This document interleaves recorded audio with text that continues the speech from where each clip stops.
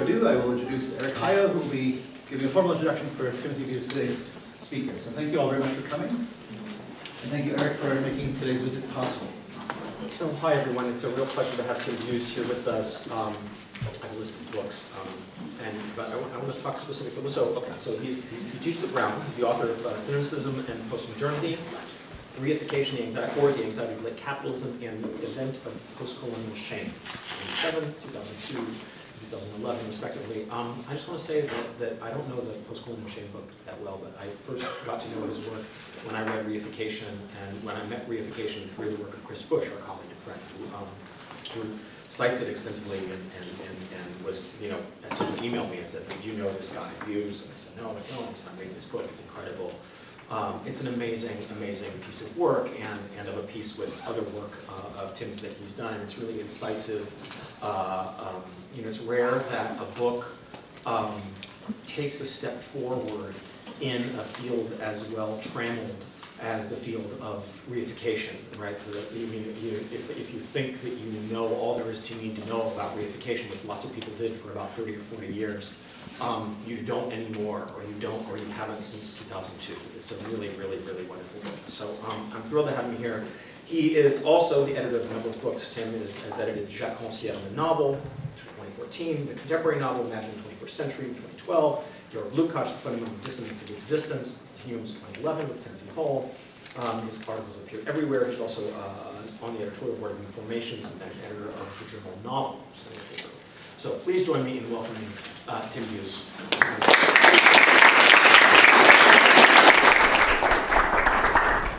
Okay, thank you so much, Eric and John. Thank you so much for the invitation. It's really a thrill to be here. That's a very kind introduction, Eric. This talk is from a project that attempts to address the central questions and concerns of the theory of a novel from the point of view of the novel itself. Can everybody hear me okay? Do you want me to project a bit louder? Okay, so this talk is from a project that attempts to address the central concerns and questions of the theory of the novel from the point of view of the novel itself. By which I mean a world of absolute heterogeneity that the novel is continually bringing into existence. I've not achieved this perspective in this paper, however, and so you'll be relieved to hear that I'll be speaking in a conventional academic register, which is to say from a stable subject position which is not that of the novel itself.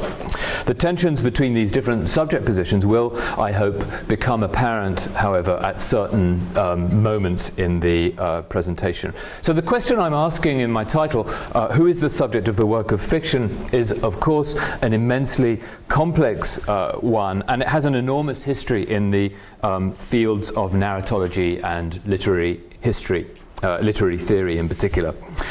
To pose the question in straightforward terms is to presuppose a certain idea or set of ideas about the kind of statement that a work of fiction can be.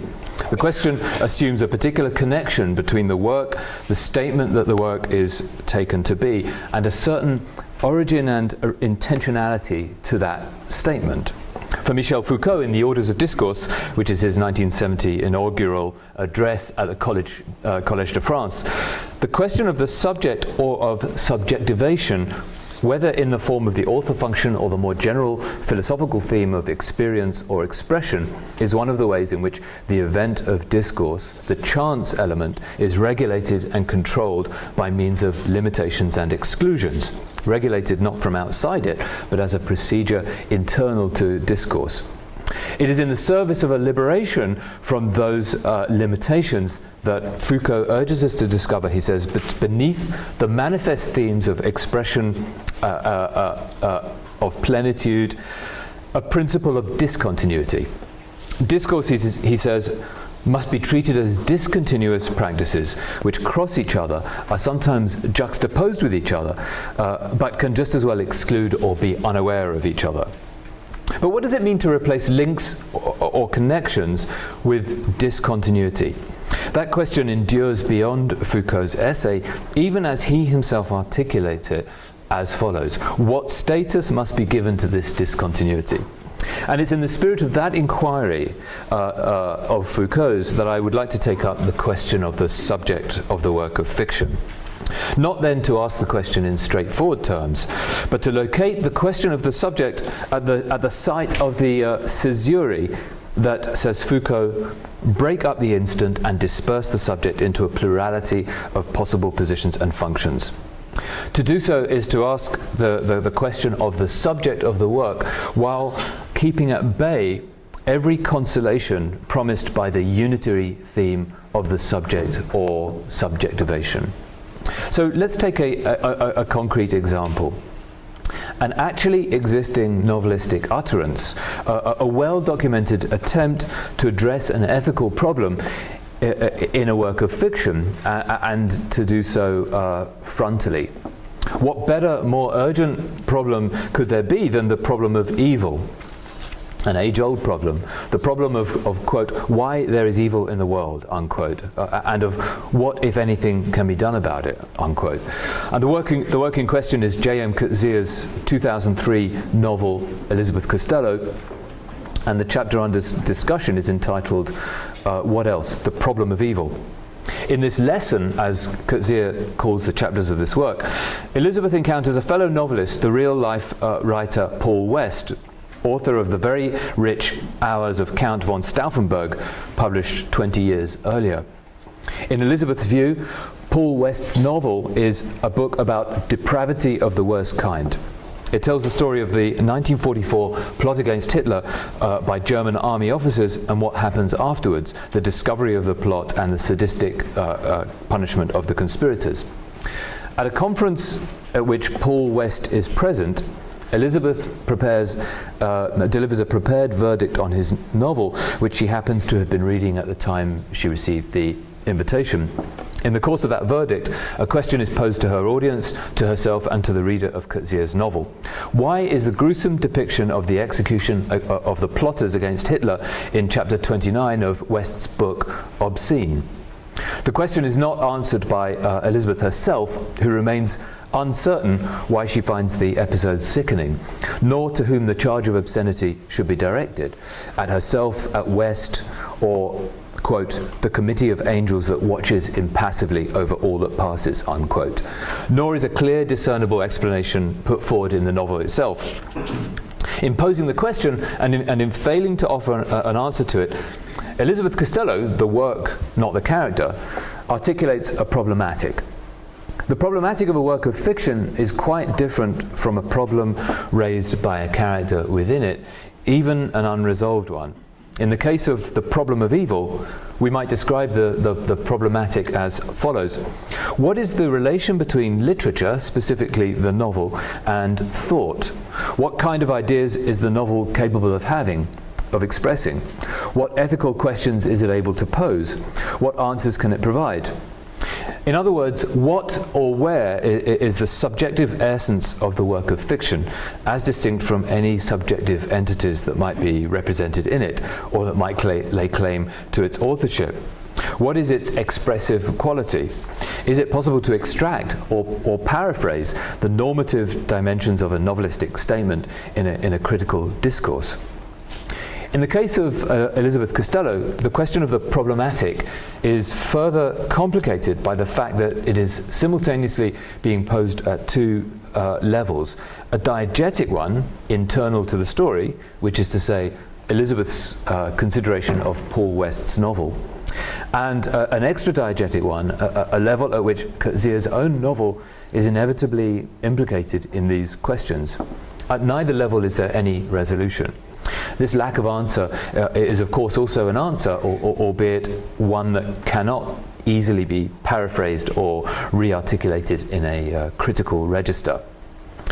So I, Tim Bewes, author of this paper, who, unlike Elizabeth Costello, exist outside my own text, and unlike the author of Elizabeth Costello, must speak in a register in which to use Benveniste's terms, the subject of the enunciation and the subject of the statement must coincide.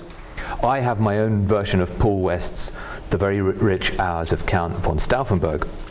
Like Paul West's novel, it's a powerful work, to quote Elizabeth Costello, an important and in many ways courageous book about the nearest approximation that we in our disillusioned age have produced to the monster of myth. That's a quote from Coetzee's novel talking about Paul West's novel. The text in question, Nadim Aslam's novel The Wasted Vigil, was published in 2008.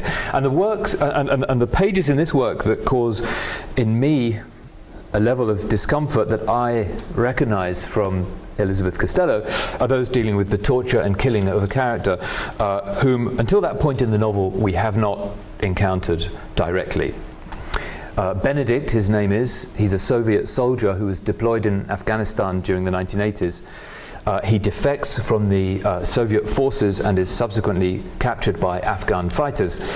He's the brother of Lara, one of the novel's three principal characters, who has come to Afghanistan in order to figure out what happened to him. And instead of the verbal account that Lara is given by her two friends, David and Marcus, who have discovered the fate of her brother, we, Aslam's readers, get a quite different account told in free indirect discourse from the perspective of Benedict himself. And so the passage in question opens with Benedict newly crippled by having his hamstrings severed, awaiting his fate in agony. He is to take the place of the goat in a grotesque game of human buzgashi. The narrative adopts a perspective that no character in the book, no diegetic presence at all, could have access to. No doubt steeling himself in order to write these pages, Aslam imaginatively enters the horror of the event from the perspective of Benedict himself. The access is provided, we might surmise, via Elizabeth Costello's Committee of Angelic Observers. The sequence, which lasts only 4 pages, ends with Benedict feeling himself lifted off the ground. He will die in some unnarrated moment, having shared his experience with nobody. Where could Paul West have got his information? Asked Elizabeth Costello of The Very Rich Hours. And going on with that quotation, could there really have been witnesses who went home that night and, before they forgot, wrote down in words that might have scorched the page an account of what they had seen? This is what Paul West, novelist, had written about, page after page after page, leaving nothing out, and that is what she read, sick with the spectacle, sick with herself, sick at a world in which such things took place. End of quotation. For Elizabeth, the obscenity of West's treatment seems to consist in the nature of what has been represented. Obscene, she says, because such things ought not to take place, and then obscene again because, having taken place, they ought not to be brought into the light, but covered up and hidden forever in the bowels of the earth. But this is not a plausible explanation. It is not even plausible to Elizabeth, and yet she can do nothing other than articulate her objections in such terms.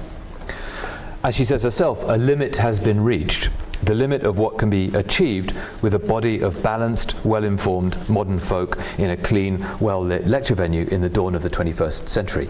But the limit alluded to here is twofold. It is the limit of one work of fiction when it comes to explaining the obscenity, that is, the violation of limits, of another. So why is Paul West's novel obscene? In an essay entitled Are Some Things Unrepresentable, Jacques Rancière refutes the idea that unrepresentability plays any fundamental role in modern aesthetics. Nothing is unrepresentable. The order of the unrepresentable pertains to the order that Rancière calls the representative regime, one that precedes the modern aesthetic regime. An object or event is only unrepresentable in an era in which art and literature are governed by rules of appropriateness and inappropriateness. Such rules must be understood as social norms. They have nothing to do with questions of taste. In the modern aesthetic dispensation, everything is available for aesthetic treatment, even the fate of the Jews at Auschwitz, and so certainly the fate of a Russian soldier at the hands of his Afghan captors, and certainly the fate of the participants in the July 1944 plot to assassinate Hitler. Only fastidiousness could find such descriptions obscene in the grave sense that Elizabeth gives to the word. A fastidious response is one that treats an aesthetic work under the axioms of the representative regime. So assuming that we accept Rancière's division between the representative and the aesthetic regimes, and assuming that we take seriously the charge that Elizabeth levels at the very rich hours of Count von Stauffenberg, the explanation for the obscenity of Paul West's novel and that of Nadim Aslam's The Wasted Vigil must be found within the protocols of the aesthetic. Our investigation into this question, then, will require us to make a distinction within the category of literature, a distinction that Rancière himself never makes explicitly, between two practices or modes of fictional writing, one that is declared by Elizabeth to be obscene, and another hypothetical and unspecified that is not. Coetzee provides us with no examples of Elizabeth Costello's writing, and so the suggestion of the possibility of a non-obscene literature in Elizabeth Costello remains utterly abstract. Nevertheless, an implicit distinction between two approaches to storytelling is drawn in Coetzee's novel by Elizabeth. How is she any better than West? Elizabeth asks herself. And she answers as follows. She no longer believes that storytelling is good in itself. Whereas for West, or at least for West as he was when he wrote the Stauffenberg book, the question does not seem to arise. So the distinction that Elizabeth is making, and perhaps Coetzee also, is between a writer who writes while no longer believing in the efficacy or virtue of writing, and a writer who writes in the belief that the story has to be told, that the telling of the story justifies the activity of writing. The first writes while refusing all talk of the dignity or the vocation of writing, or the idea that the task of writing is to communicate or transmit anything at all. The second writes in a spirit of belief in its own activity. It steels itself in that belief, which is also the belief in the self-identity of the categories of perception, the commonality of those categories, and thus the transmissibility of perceptions without significant loss. The case of Paul West's novel and the episode from Aslam's The Wasted Vigil, dealing with the killing of Benedict, both seem to proceed under these assumptions. Could their obscenity in Elizabeth's terms derive from this?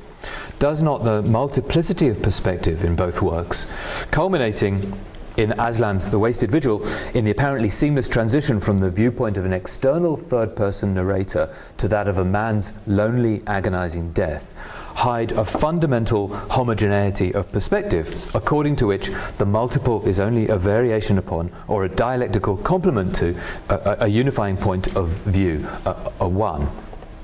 Elizabeth voices her objection to these unitary assumptions in subjective moral terms. What arrogance, she says, to lay claim to the suffering and death of those painful men. Their last hours belong to them alone, and they are not ours to enter and possess. But Elizabeth is not the subject of Coetzee's work, and the terms of her objection have no bearing on the subjectivity, the expressive dimension of the work that bears her name. What is obscene in Paul West and in Nadim Aslam, although the subjectivism and moralism of that word obscene will not carry over into our analysis, is the apparent assumption of what Deleuze calls a collective or distributive unity to the language of the novel. The presupposition that characters speak one and the same language. That experience is transmissible in a work of fiction. Is the assumption that what Deleuze calls a collective or distributive unity to the language of the novel. The presupposition that characters speak one and the same language, that experience is transmissible in a work of fiction, and that finally, to arrive at the two main words of my title, free indirect discourse is nothing more troubling or complicated than a technique for representing one subjective interiority from the perspective of another. That nothing is more natural to the practice of literature, nothing more politically neutral or even advantageous than to subject a fictional character in the fullness and interiority of its being to the ear and gaze of an authority external to it. That was a very long sentence, and what it listed, just to try to clarify my own thought here. What it listed is a whole bunch of assumptions behind at least this is what I'm trying to argue, that perhaps what is obscene in in both Nadim Aslam and also the Paul West novel, in Elizabeth Costello's conception of it, unvoiced as that understanding really is a whole bunch of assumptions to do with the unity of language, the unity of perception, underlying even the very notion of free and direct discourse. So free and direct discourse proceeds under the assumption that there is some unitary experience to be captured through the inhabiting of one character's subjectivity by another narrator's character. So I suppose it's really, in a sense, my sort of hypothesis is that perhaps that we can find the obscenity somewhere there in that kind of almighty assumption, which is in fact no longer, we can no longer really inhabit that set of assumptions. There follows in the paper, which I'm going to cut because on the grounds of undigestibility, especially at lunchtime, a whole section on Jacques Rancière, and the section tries to make explicit something that I think is implicit in Rancière's work on the novel, but which he never really, for which, for crucial reasons, he cannot make explicit. And I'll just kind of summarize that. And the distinction that I think is implicit in Rancière's work on the novel is between the literary regime, or the aesthetic regime, which substitutes a homogeneity of perspective for the absolute heterogeneity of the novel, and then on the other hand, a notion of literary democracy and, in fact, of heterogeneity. Rancière uses the term dissensus, that is sustained only on condition, sustained within Rancière's work, sustained as a political formation, only on condition that it is not subjected to naming or theorization. So Rancière, I think, does not make this explicit, this distinction within literature explicit, because he cannot do so without betraying it into that unity of perspective that will simultaneously establish it as a regime. So Rancière's work I'm totally fascinated by on the novel, but also I find it very difficult, precisely because of this kind of constitutive refusal to isolate a kind of clear distinction between a relationship to literature that is progressive and democratic, and a relationship to literature that is ideological. I think Rancière himself perpetually steps back from naming and inhabiting that distinction, or making it explicit, for reasons that I think are constitutive to his project. So anyway, I'm not going to quite go there right now, but the case I would like to put forward, and which I can really only suggest, is that the political question of who is entitled to speak cannot be settled theoretically, and instead it is being at least it cannot be settled theoretically at the present time, and instead it is being increasingly addressed by writers of fiction, not as a problem of extending the rights of access to previously marginalized subjects, but it's really a project of dismantling the expressive dimension of the literary utterance itself. Writers of fiction, that is to say, are solving the problem of perspective by giving up any claims to the extension or the democratizing of perspective. Instead of the navigation of multiple points of view, we're seeing the appearance in contemporary writing of what Mikhail Bakhtin called many years ago a zone of maximally close contact between the represented object and contemporary reality in all its inconclusiveness. Literature, to state this theme in more provocative terms, has reached a historical stage at which it begins to imagine itself as no longer a subject form at all. So I want to show what I mean by, initially by way of a reflection by the Scottish novelist James Kelman, a writer who understands the formal constraints of his own work in explicitly political terms.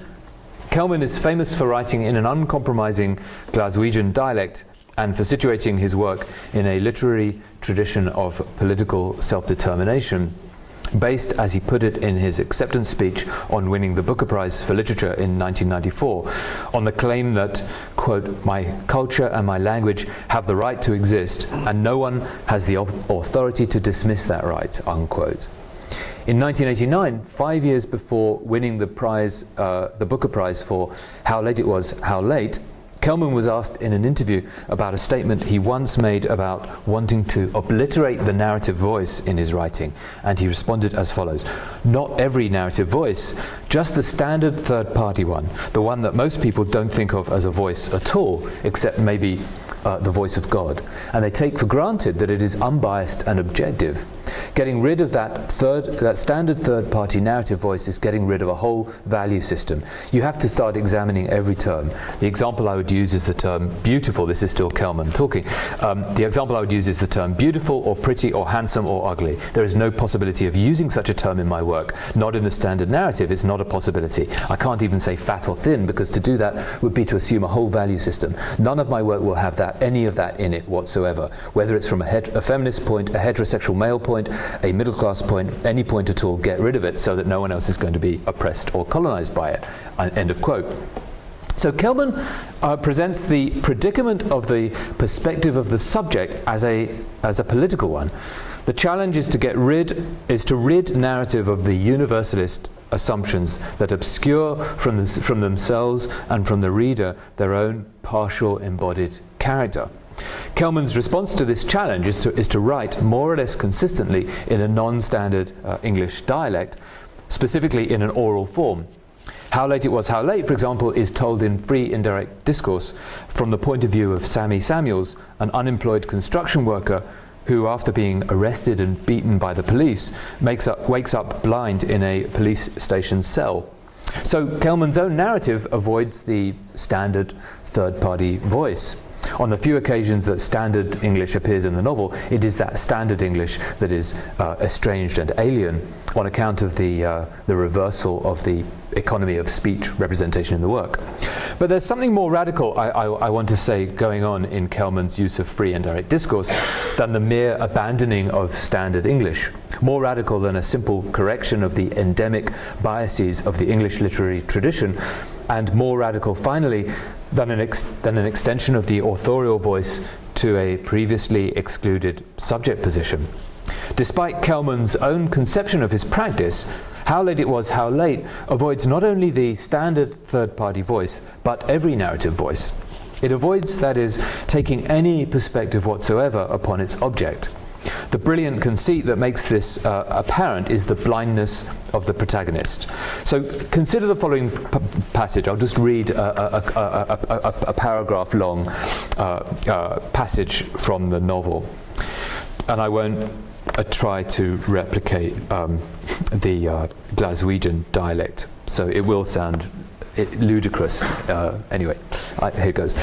Tam stood where he was for a wee minute, then the sound of his footsteps.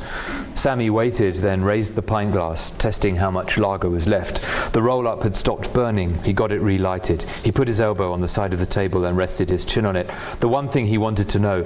No, it didn't fucking matter. He put his hand on the edge of the table and gripped it. He reached his other hand out for the stick, but left it there a minute till he finished the lager. One more mouthful. Fuck them all. A case of take it easy, just homewards, after he had had a piss. Because if he didn't have one the now, he would be fucking bursting in 10 minutes' time, nothing surer. What we get in Kelman's fiction is something close to the quality that Bakhtin attributes to Dostoevsky's notes from Underground. Narration without perspective. The point of view of Kelman's narrator is one of immediate proximity to the hero. All representation is structured, as Bakhtin said of Dostoevsky, from a maximally close and aperspectival point of view.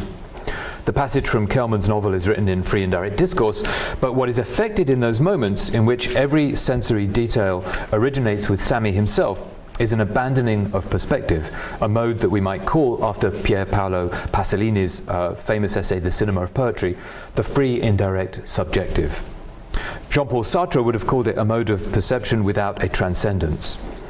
The same is true of Coetzee Elizabeth Costello, a work that is so deeply infused with the mode of the free indirect as to suggest not merely an ambiguity of point of view, but the abolition of point of view as a signifying problematic. There is, I would like to claim, no point of view to establish in Elizabeth Costello. The difference between Paul West's or Nadim Aslam's work on one hand, then, and Coetzee's or James Kelman's on the other, is the difference between a conventional use of free indirect discourse and the introduction of something we may call a free indirect subjective. For all the philosophical and narratological interest in free indirect discourse as a technique for combining focalizations, the real political potentiality of the free indirect mode is evident only as the overcoming of a subjective anchoring.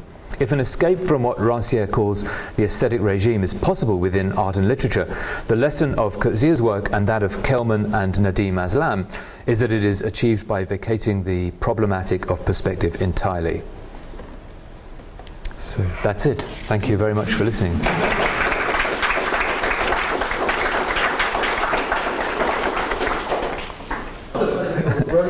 Yeah, so just to follow up on that, and then I have 3 quick comments. Okay. Yeah. Follow-up goes like this. I think that what does happen in the work, first of all, I'm not sure I would call Elizabeth Costello a novel. Definitely fictional, but I would quibble about it being a novel. Yeah. So that's my fussy kind of Okay. Elizabeth current piece. The second, but what I wanted to say here is I think that the relationship between ethics and judgment in a work like Elizabeth Costello probably has to do with one particular judgment that one can assess and understand and legitimate, which is the rejection of the aesthetical regime which allows for judgment, which sounds incredibly tautological and postmodern, but I don't intend it in that way.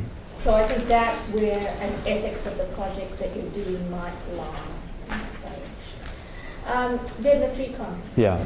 I think if one is going to look at the free indirect discourse, it's helpful to go back to a very early work by Coetzee entitled The Middle Voice, in which it's trying to resurrect the notion of a middle voice in English and imagine it. It's because it's so early, it's a South African publication. Yes, that would be great. The thing I wanted to ask you about is the and then also the fact that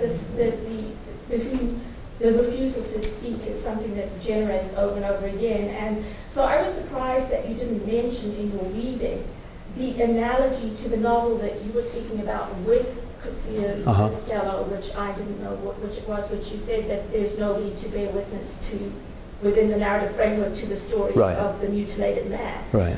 But the exact microcosm is in Elizabeth Costello when she talks about her sexual assault.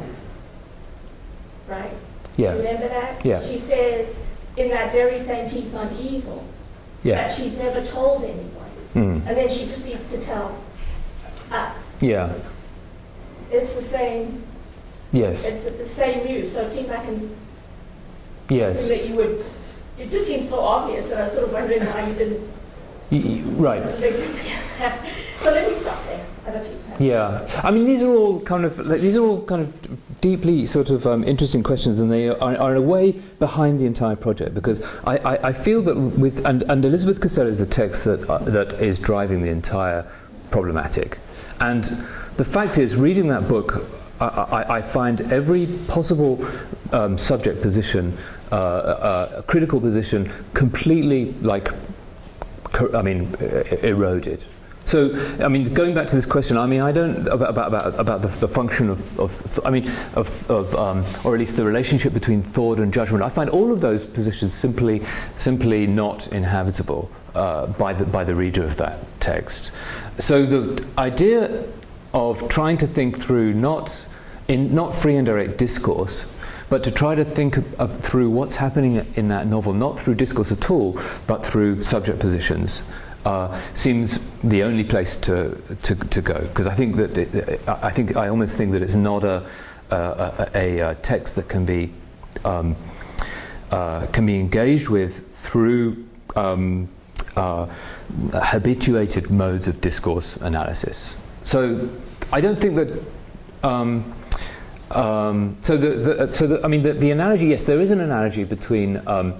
Well, I don't think there is an analogy between the moment where Elizabeth talks about her that episode, the rape, in fact, with the Nadim Aslam novel. But why is that? It's partly because Elizabeth is the narrator. She's not the narrator, but she's consistently the. First of all, the Elizabeth Costello is told in the third person, so it's a much more conventional text in that regard.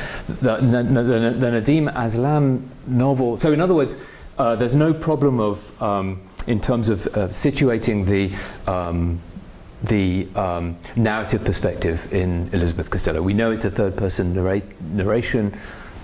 It's told through free indirect discourse, told from various perspectives, but it's fairly consistently and in fact conventional in that regard.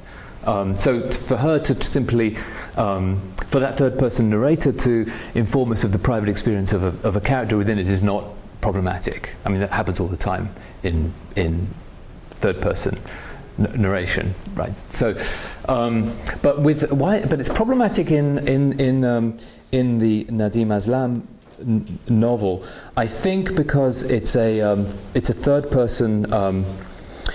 It's also a third person perspective, and yet for a particular episode, we go into we lurch into this kind of utterly private experience.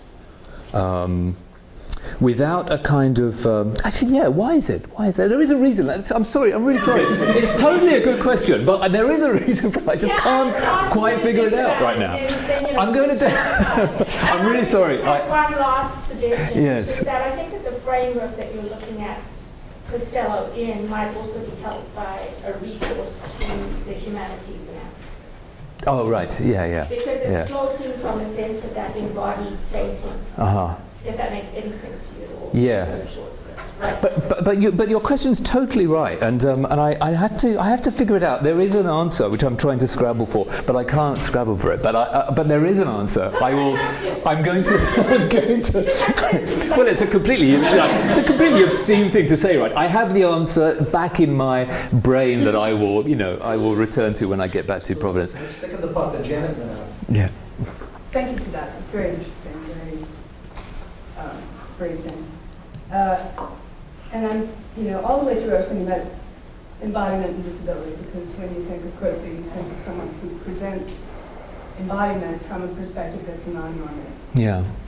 And whether or not he's writing explicitly about disability is always the perspective that you're saying is obliterated. And in fact, it's not obliterated at all. And in the Kelman novel, which I haven't read since it came out, to say that his blindness is an obliteration of perspective is to say that there's no perspective in blindness, which isn't true. It's not. Right. It's not the case. So it seems to me that and I think a lot of contemporary writers are getting into this direction in any case, which is to say that disability or atypical embodiment, whether it's sensory, whether it's intellectual, whether it's, if you think, again, about Coetzee, you think about Michael Kay, even the Master of St. Petersburg, those perspectives are perspectives that are underwritten by atypicality in terms of embodiment. Slow man. Sorry? Slow man. Oh yeah, just name them all, And I think it's true even with Kelman, apart from the blindness. Yes. To be Glaswegian is to be embodied otherwise in very, very physical terms, right? In the drinking and in the roughness of the atmosphere and being. It's almost as if disability is the debility that comes from being in Glasgow or being in any kind of a rough and harsh place. So this is just a comment to suggest that what you and even Rossier are calling an obliteration of perspective is in fact shifting and not an obliteration. Because blindness has a perspective. The absence of perspective in Kelman is not because of the protagonist is blind. I mean, that's a kind of conceit of the novel, but it doesn't depend upon that. So It's helped by it, right? Yeah. The defamiliarization is profound. Whenever there's blindness in a text, it's all about defamiliarization. So the defamiliarization is profound in How Late It Was, How Late. And it's helped. I mean, I think it's very, very cool the way he uses it. I'm not like, oh, I think he shouldn't be doing that. Rather, I think it's an enormously important and generative. It is generative. Right? These disembodied or disabled perspectives are enormously generative for fiction, which keeps, as Calvin says, keeps running up against the untouchable, or Renskier, the untouchable middle spaces that seem as neutral as air in the background at all. Right. I mean, by perspective, I think I mean simply spatial differentiation, let's say, between the place of the narrator and the place of the character. Right. And the immediacy. Yeah. Well, yes. So there's no foothold in that novel. Yeah. Critical foothold. I think the absence of a critical foothold is the same as the absence of a critical foothold in Elizabeth Costello. But they're different. I mean, they're different strategies, definitely. But yeah, and Slow Man is its own kind of weird case. But yeah, well, anyway, thank you for your comment. Hi. So I'm just kind of wondering what happens when you take what you're doing here and start to think about literatures that emanate from a context where this notion of the subject is not part of the conventional wisdom. And it's kind of there in the background, it's certainly not a kind of primary concern. And whether there are by looking at certain kinds of certain African literatures or Aboriginal literatures, you might be able to find an interesting counterpoint to at least what you were describing with Caesurae. And I'm wondering whether you might even find that you said, I think, literature's kind of reached a stage where it no longer imagines itself as a subject form in the same way, but whether if you were to look at, African writing that's still written during modernity, you may find that's starting to happen a lot earlier and in different ways. Yeah. Can you give me a couple of examples? There's Pashwani Mpe's Welcome to Our Hillbrow. Yeah. Right. Right. It's from Aboriginal, there would be Alexis Wright's Carpenter. Yeah, I mean, I don't think it's. I think it's a problem. The problematic is a problematic of modernity, definitely. This problem, which is not to say, Welcome to Our Hill. I mean, I think it's a problematic precisely of the moments that you're talking about. Also, I don't think. Also, I'd like to, even though everything that I'm saying, the way that the writers that I'm looking at, and the way that I'm outlining this perspective, this kind of analysis right now is in terms of very contemporary writers. I don't think it's an utterly contemporary problematic, and so there are. I think the same problematic is there in Conrad. I mean, so, it's there in other writers. So, and I certainly think that Welcome to Our Hillbrow would be a good, would be an interesting example to think about. Yeah, it just sort of occurs to me that the kind of terminology you're using, like free indirect discourse and free indirect subjective, are still kind of circling around the subject somewhere at the centre. Right. And so what kind of happens about terminology when that subject just isn't there? Yes. I mean, the place where, maybe I should say something more about the Pasolini essay, where the term free indirect subjective comes from. In fact, the Italian phrase is soggettiva libera indiretta. I mean, it's actually translated in the English translation of Pasolini's essay as free indirect point of view shot. So, point of view, I mean, the word subjective is how Italian film theory translates, the point of view shot. It's a free indirect subject. So there's something opportunistic in that sort of conjuncture. But I think, and in fact, cinema is the model for it. So I think one reason why so many writers are fascinated by cinema, by the potentiality of cinema, is because cinema potentiates, makes possible the thought of a perspective that is non-centered or non-subjective, simply by the fact of a machine that sees. I mean, so a lot of this, my attempt here to kind of solve a problem that I see, a critical problem that I see, focusing, concentrated in the practice of contemporary writers, is really an attempt to bring film theory, and in particular film theory via sort of Deleuze and Bergson's theory of perception back into analysing the novel. I think it's completely right to say that that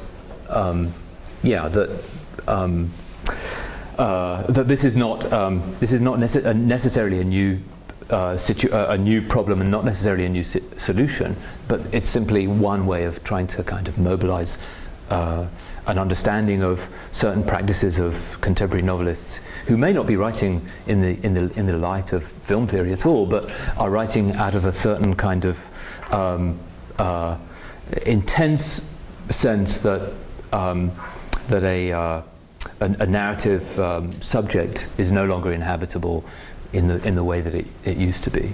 So, yeah, thank you for those several questions. Yeah. I feel this question is so stupid that maybe it becomes smarter. Maybe it's just stupid. I don't know. Both of the examples that you cite involving obscenity are examples of the intense description of torture and violence. Right? Now, I understand that the fastidiousness whereby one might object to the content of representation belongs per Rancière to an aesthetic regime to which, or a regime of art to which in which we no longer live.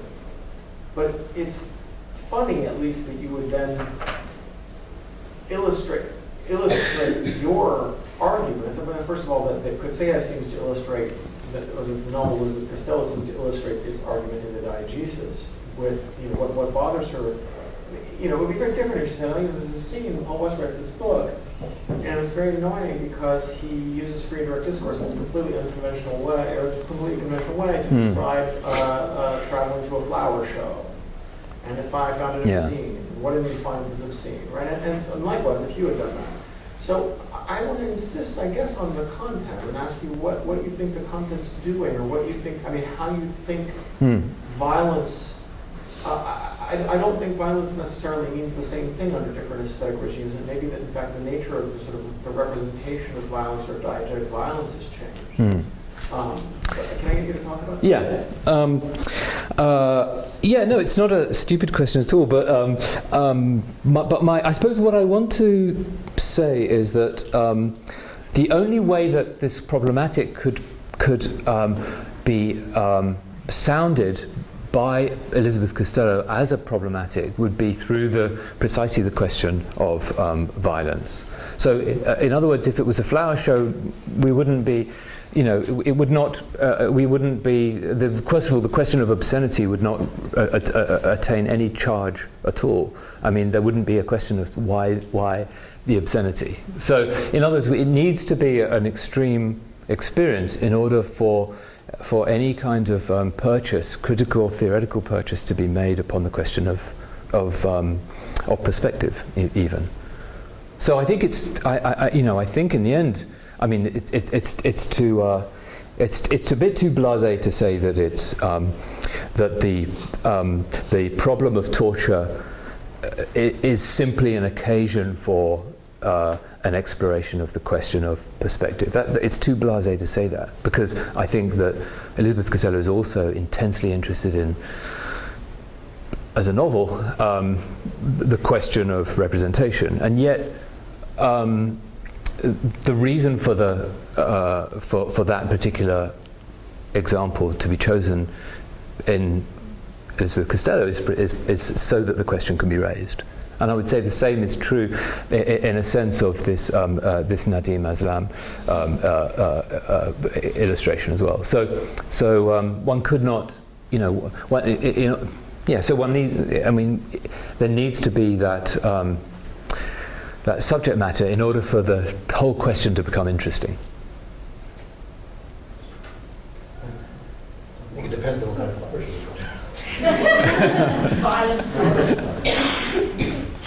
I'm wondering if there's any connection at all to be made between the free indirect subjective you articulated at the end, and maybe this relates to the violence question as well, and Marinetti's desire to destroy the poetic eye in literature, to write only with infinitives, to get rid of adjectives, to use kind of... Say that again?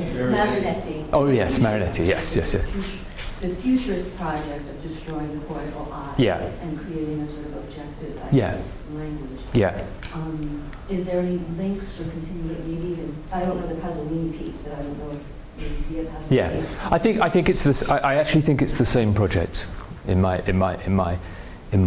actually think it's the same project. I think the moment of that moment of intense, like, modernist avant-garde is the same project. I mean, the place where I've been thinking about it is not really Marinetti and futurism. It's more the early Russian avant-garde.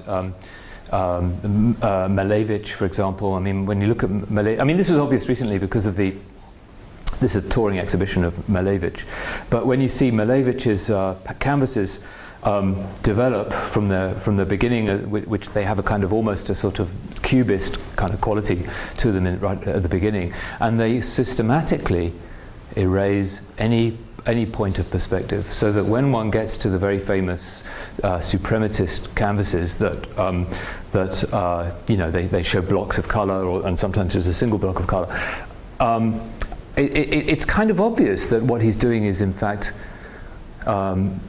vacating from perspective. There isn't. I mean, that's what that project is, Malevich's project, and I think that's also what Marinetti's project. Who I don't know very much about Marinetti, but I think that's also what that project. The intense interest in machines around the Soviet avant-garde and the European avant-garde in general is part of the same possibility. So even though I didn't, none of this came out in this paper. The reason for an interest in Pasolini and the free indirect subjective is what is kind of underpinning that is a sense that we might also begin to talk about literature as underpinned by, or at least produced by, as mobilized by something machinic in the process of writing. Now, that's not how we habitually, obviously, think about literary production, but it seems to me that that, in a sense, is what Caesurae is striving for in Elizabeth Costello. Not using the poetics of machinery exactly, but the project. But he's finding other ways to try to produce that which, that kind of vacation of perspective that is. But the other writers may use a more kind of machinic imaginary to do so. So, absolutely. Just Wyndham Lewis writes about how his novels should be a car. You should be like driving a taxi. A taxi that drives you has no Velcro to it at all. Oh, that's very nice. Can I just make one comment? Please. I think that part of what Alex's question is about, although I wouldn't claim to speak for Alex, but is about the situation of the project. So it's not. I mean, I think we can all recognize the kind of modernity question that you're asking, but it seems to erase the very asserted place of Africa in Elizabeth Costello and Caesurae's other works, which doesn't pose the question of modernity. It poses the question as a question of the limits of the European notion of the self. Yeah, but I think that those limits are. I mean, you're totally right. Constant projects. I'm not saying they're not constant projects. No, you're totally right. It might be a profoundly neo-colonial move to leave out the second point. Yeah, I mean, this is Caesurae's pathos, isn't it? I mean, how to erase the self. I mean, everything, every moment in a sense of every novel is about that process of self-erasure. Right, but it's not only related to the self. If you go to something like disgrace, it's like English is not an adequate language for Africa. Yes, yes. So it's not only about, it's about limitation. It's about the limitation of how you're posing the question, if I could put it that way. Well, yes. You're posing it like as a question of modernity, and he's posing it as something more than the question of its modernity. He's posing it as the limits of a certain kind of construction. So yeah. Well, I mean, absolutely he is, yeah. But I mean, yeah, so I don't quite know what to say except to completely agree and say, yes, that's right. That is the pathos of that project. But I do want to get that reference from you for the middle, yeah. And with that, and with limits in mind, I'm aware of the time, so please join me in thanking you. Oh, thank you. Thank you very much. Thank you.